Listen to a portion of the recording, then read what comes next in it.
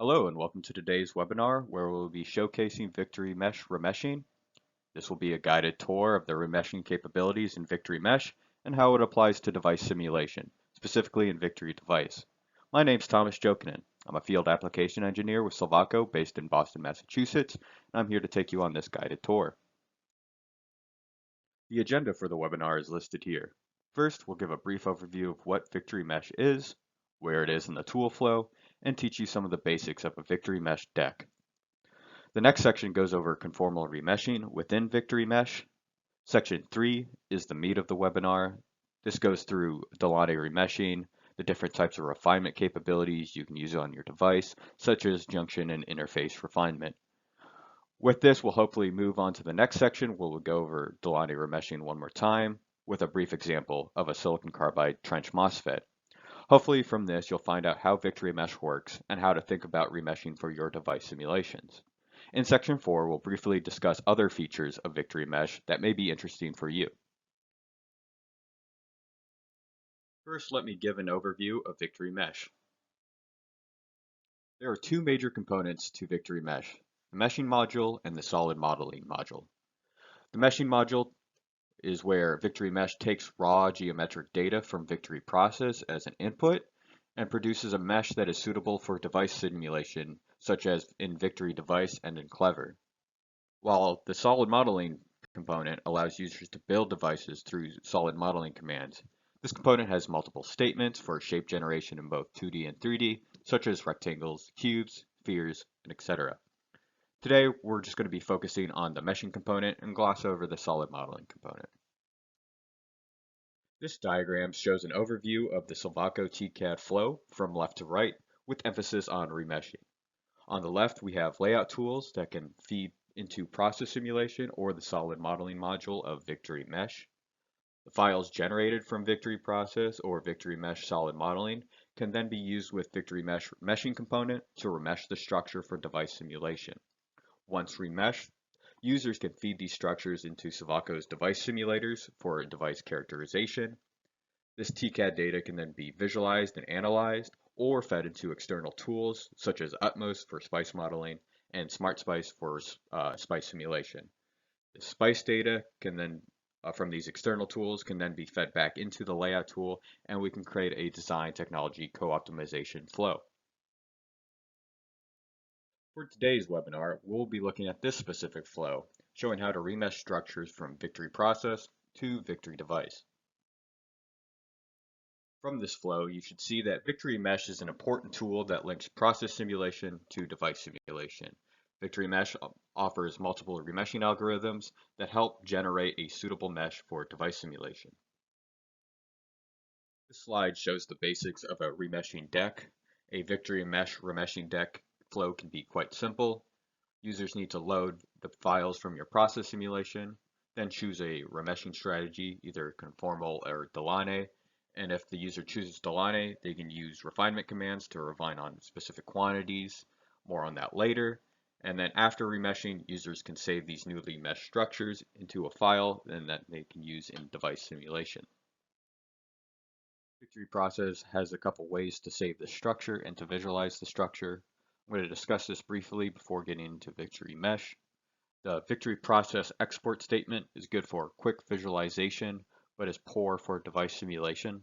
We recommend using this statement when you want to view a process midway through, but don't need this mesh for device simulation. The mesh from the export statement may create artifacts, such as obtuse triangles. We can see this on the image on the left. The save statement, on the other hand, saves the process simulation at its current step. This saves all the process information into multiple files, such as a dop file, a lay file, and other files, and these files are used with Victory Mesh to generate the device mesh. Looking back at our basic remeshing deck, let's start looking at the deck syntax for loading process files. As stated in the previous slides, Victory Mesh uses data generated from Victory Process's save statement. To load these files into Victory Mesh, you will need to use the load statement with the in parameter. The in parameter should contain the name of your process files generated from Victory Process without any file extension. Victory Mesh will automatically load all these files, and internally, Victory Mesh calls this a complex. I want to briefly talk about what a complex is in Victory Mesh. Victory Mesh uses a data structure called a complex. This can be files loaded from Victory process, such as this TFT on the right, or shapes generated from Victory Mesh's solid modeling feature, such as the cylinder below the TFT. Victory Mesh does work on an active complex, and then typically Victory Mesh statements always have an in and out parameter, and these are often specified implicitly. In parameters usually default to the active complex. The out parameter usually defaults to the in parameter, which then becomes the new active complex. Next, let's talk about remeshing strategies that you can use within Victory Mesh. There are two major remeshing schemes we'll discuss today for device simulation: conformal remeshing and Delaunay remeshing and refinement. To choose a remeshing scheme, you will use the remesh statement with either the conformal parameter or the Delaunay parameter, and we can see this in the two deck fragments we have on the slides. One quick note before we get into remeshing: Victory Mesh has a help that's integrated into deck build.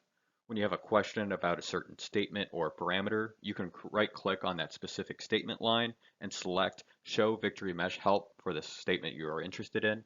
This should bring up a new window where all Victory Mesh statements will be on the left pane. On the top right window gives an explanation of the specific statement and parameters, while the bottom right window gives you examples using that statement with multiple parameters. This is useful for when you aren't sure how to set up a certain statement. Now let's take a look at conformal remeshing in Victory Mesh. The conformal mesh is similar to what we've seen in Victory Device and Victory Process when building a structure. The conformal mesh is defined by a set of Cartesian grid planes and is well suited for representing both curved geometry and high aspect ratio devices. The conformal mesh has semi-independent mesh elements that do not have to be axis aligned. This allows for more flexibility to accurately represent more general shapes. The image on the left shows an example of a conformal mesh. The green line is the interface between two materials, and the black line with points is the conformal mesh generated by this input geometry. As we can see by the image, the conformal mesh will try to accurately represent the interface as best as it possibly can. To use conformal mesh within Victory Mesh, users will need to load their process files and then use the remesh statement with the conformal parameter, as we can see in this sample deck fragment on the bottom left. The next questions users usually ask is, where can a conformal mesh be applied? Conformal mesh is great for high aspect ratio structures. This would be long thin devices such as TFTs, gallium nitride planar HEMTs, and other such devices. Below shows an image of a basic GaN HEMT. Vertically, the device is quite thin. The layers are tens of nanometers, while horizontally, the device is pretty long, being a couple microns long. The image below it shows a nice conformal mesh where we can optimize the node count along the 2D electron gas channel. And conformal meshing is quick to set up since it's based on the process mesh, and we'll see this shortly. A conformal remeshing deck is fairly simple. Typically, it's only a couple lines long, as we can see on the left deck fragment. First is the go statement, which launches Victory Mesh. Next is the load statement, which loads the process files. Then we do a remesh conformal statement, which actually remeshes the structure. And then finally, we save the new remesh structure. Inside Victory Process, we actually have a shorthand that we can use with the save statement. When using the parameter conformal str on the Victory Process save statement, Victory Process will save all the normal files it normally does. Then it'll automatically launch Victory Mesh to perform this conformal remesh before going back to Victory Process for the next statement. The structure files generated from this parameter will have the same file name as all the other files, except appended to it is _exvc. So in this example deck fragment on the right, the structure file name will be saved as myfile_exvc.str. Victory Mesh uses the volume mesh from Victory Process as a basis for the Cartesian grid planes. Since the volume mesh in Victory Process is user controllable by the line statements, we recommend users set up the line statements at their end of their process that will help them set up a good device mesh. More information about Victory process and how to set up line statements can be found in one of our previous webinars, Silvaco TCAD, Intro to the Basics, specifically Part 3, which discusses tcad process simulation. Now let's take a look at Delaunay remeshing and refinement. So what is a Delaunay mesh? Delaunay mesh is not controlled by some Cartesian grid. Instead, it's a unstructured mesh. This allows for a more general mesh solution suitable for a wide range of structures, shapes, and sizes. On the right, we can see a similar image to what we showed for the conformal mesh. Green is the interface between two materials. The black lines with points is the Delaunay mesh. As we can see here, the mesh will try to accurately describe the interface as best as the user set up the refinement, which we'll talk about later. To remesh in Delaunay, we will use the remesh statement with the Delaunay parameter. Delaunay mesh is useful for devices with non-orthogonal shapes. It's good as a general solution for many shapes and sizes. When Delaunay meshing is used, users can apply refinements on the mesh. This is refinements on specific junctions, specific interfaces, etc. This is done with the refine statement, which we'll get into much more detail soon. And then these refinements allow the mesh density to be varied, and this helps produce a efficient and reliable mesh for device simulation. Delaunay remeshing offers multiple ways for the user to refine the structure. Listed below are different types of refinement we'll be discussing today. Uniform refinement, as the name suggests, is where users can set a uniform mesh element size. Graded refinement is where users can grade from one mesh element size to another. There are different types of graded refinement, such as interface, junction, shape, etc. And then there's a couple of different ways you can refine on the change of impurity concentration, such as impurity gradient and impurity factor. We'll apply these refinements on my favorite simple MOSFET example. A minimal Delaunay mesh is generated when the remesh Delaunay statement is used. This minimum mesh will accurately represent the relationship between the regions of the input structure, but with a minimal amount of mesh nodes. We'll add some more refinement soon. When refining your structure, you will want to specify a specific region, material, or location in the structure where you want the refinement to apply. The specification is done with the region parameter and other similar parameters on the refined statement. The region parameter works by searching for attribute values within the structure, and these attribute values can be material names or a specific type of conduction for that region. Here in the deck fragment, the first refinement will look for all materials named silicon and will refine on that.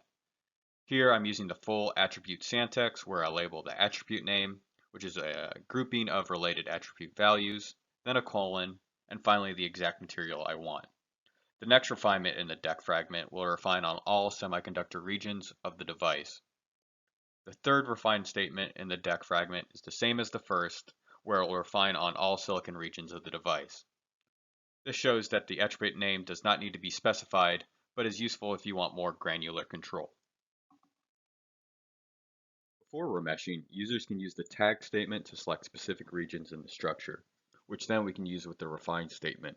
Here in the deck fragment, we tag a point in the simple MOSFET, specifically tagging the silicon region and naming it MySilicon. We can then use the refine statement specifically on the tag MySilicon. The most basic type of refinement is the uniform refinement.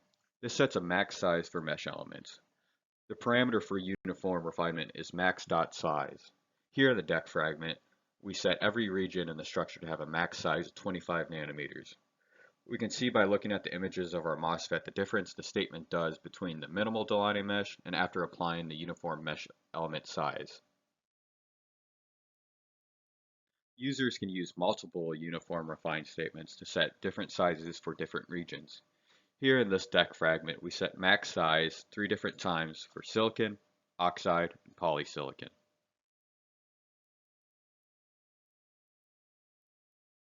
The next refinement schemes involve grading the mesh elements from one size to another along some distance.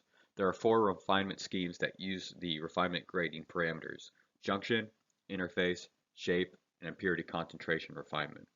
This refinement grading has a commonly named set of parameters that control how the grading is formed. These are listed below, with the word scheme being one of the four schemes discussed: junction, interface, shape, and purity concentration. Now, let's look at these parameters in detail. The first four parameters set the size and distance the mesh grading will occur. Max scheme size is the first mesh element size. This is similar to max size used in uniform refinement and is labeled R1 in the slides. Max scheme distance size is the second element size. This is labeled R2 in the slides.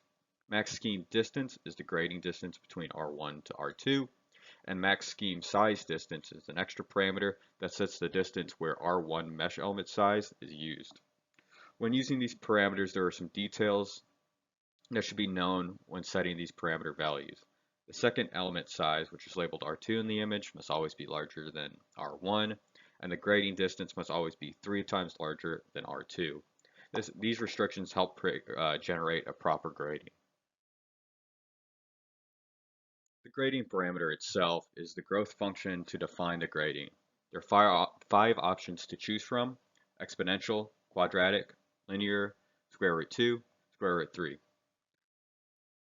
Linear produces the fewest mesh elements, while exponential produces the most.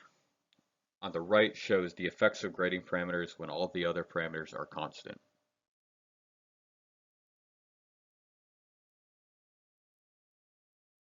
One more quick note before moving on.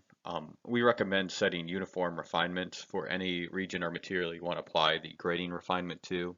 This is due to the fact that the grading refinement parameters use max.size to calculate some of the default values if you don't set the parameters explicitly. One of the grading refinement parameters is max scheme distance size that defaults to max.size. Interface refinement is a good starting point for grading refinement. For this example, we will want to refine on the silicon oxide interface, so we have a fine mesh for the channel of the device. On the right shows our refine statement. For interface refinement, instead of specifying the region parameter, users will need to use two parameters: interface region and other interface region. Interface region parameter sets the region where the interface refinement will occur. Here we'll want to set it to silicon. Other interface region parameter is the other region that is needed to form an interface. This defaults to all other materials, but for now we'll only set it to the oxide. Next, we want to set the two element sizes to grade between. The one next to the interface is defined by max interface size, which we set to 2.5 nanometers. The second element size is the size at the end of the grading. We want this away from the interface and larger, usually to match the uniform refinement in that region. Here, we set it to 50 nanometers. Max interface distance sets how far the grading extends away from the interface. As noted before, this must be 3 times larger than the second mesh element size, which is set with the max interface distance size parameter. Max interface size distance is an extra parameter. This sets the distance where the first mesh element size will apply. This means you can have a constant element size some distance away from the interface before it starts to grade. This defaults to 0, but here we set it to 10 nanometers. With all these parameters and the grading parameter, we can see a nice mesh grading along the channel of the device.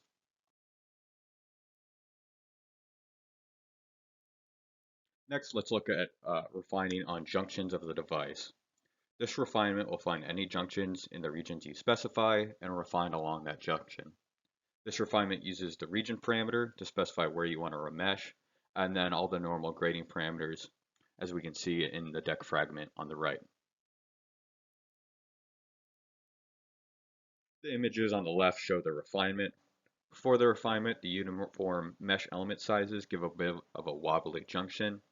When the refinement is applied, the junction is now much more pronounced and stable. Next, we can refine on a specific shape. This may be useful for when you have a particle strike on your device and you want to have a fine mesh along the particle track. This type of refinement is used with the solid modeling feature of Victory Mesh. For remeshing, users can create a shape with one of the solid modeling statements. Here in this deck fragment, I use the cuboid statement to create a rectangle down through the device. Once I get into my meshing portion of the deck, I can use the refine statement with the shape parameter and set it to the name of my shape. I can also select what regions I want the shape to refine into with the region statement. Here I've selected all materials to go through this all materials that go through this shape. The grading of this refinement is based around the shape. With the deck fragment, I can get results like this, where I have a fine mesh inside the shape that grades away from the shape. Next are the impurity refinements, which there are three types. There's impurity concentration, which uses the grading refinement parameters, and then impurity gradient and impurity factor, which do not. The impurity concentration refinement allows you to refine on a specific doping or impurity type. The impurity parameter allows you to refine on either acceptors, donors, total, or net doping. Here we set it to the donors. The concentration in this example is from the MOSFET implant, which has a max doping around 7e to the 20. We can also set all the standard grading parameters. Here we can see the impurity concentration refinement, and now we have a fine mesh at that specific impurity concentration. Impurity gradient refinement refines on areas where there's a large change in impurity concentration. The parameter max impurity gradient is the maximum impurity delta between mesh points. This will refine the mesh until the impurity gradient is under this ratio for every node. The parameter min impurity size is the minimum size this refinement will refine to. The last parameter, impurity floor, is an impurity concentration that you can set to help restrict this refinement. This is helpful for preventing the algorithm from locking onto a junction. With this deck fragment and this refinement, we can see a finer mesh at areas where the impurity and gradient are large. Impurity factor is very similar to impurity gradient, but is based on the derivative of the impurity. Max impurity factor sets the max ratio for the impurity values between two mesh points. The mesh will be refined until all nodes are below this value. Min impurity size is the minimum size this refinement allows. With this deck fragment and refinement, we can see a very similar result, similar to the impurity gradient refinement. We've looked at a good portion of all the refinements you can do on a structure. Now let's apply this to a real-world example. For this example, we're going to be looking at a silicon carbide trench MOSFET. This is a power device typically used in many higher voltage applications. It's a vertical device, similar to a planar and MOSFET. We have an N plus source and drain, and the channel is P-type, and it's just all rotated vertically. We can reduce the simulation domain as it's symmetric around the center, so we only need to simulate half of the device. This will speed up device simulation. Like the planar N-type MOSFET, the device is normally off. When a gate voltage is applied, an inversion layer is created in the P-type region, and a channel is formed. Now current can flow between the source and the drain, and the device is considered on. Where to remesh depends on what you want to achieve with your device simulation. For this example, I'm only interested in the IV characteristics of this device. As such, I'm interested in remesh areas where action is going to occur during the IV. If, for say, you're interested in doing more of a breakdown simulation, your remeshing strategy may be a little bit different. For my simulation, I first want to perform a uniform refinement on the materials of the device. Next, I want to refine the Si2 or the oxide silicon carbide interface.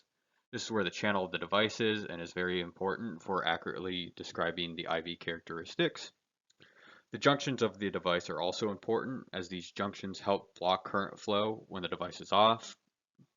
Next, I want to do a box refinement between the N minus drift region and the N plus drain region meet. This is so we can have a better representation of the doping gradient between those two regions.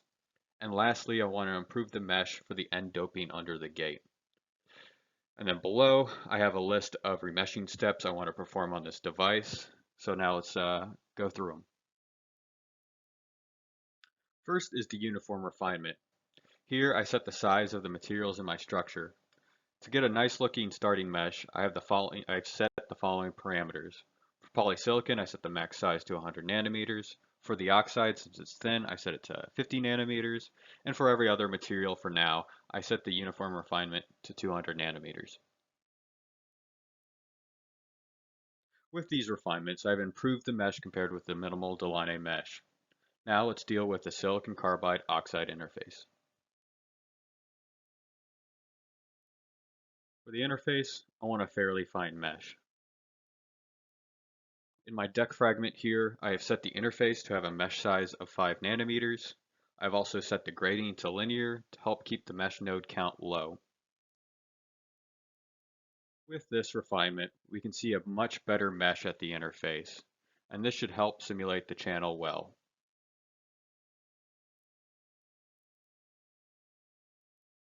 In this device, there is a good amount of junctions. So for remeshing, I want to keep it simple. So I set the max junction size to 10 nanometers, and I also set the grading to linear. With this, we result in much more pronounced junctions inside the device.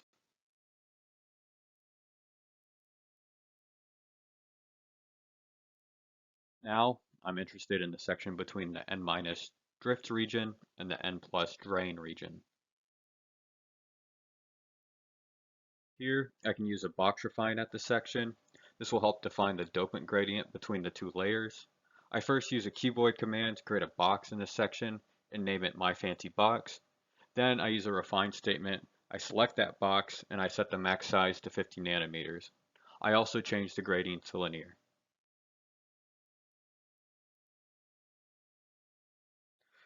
The mesh lines block this a bit, but the dopant gradient is smoother with this box refinement.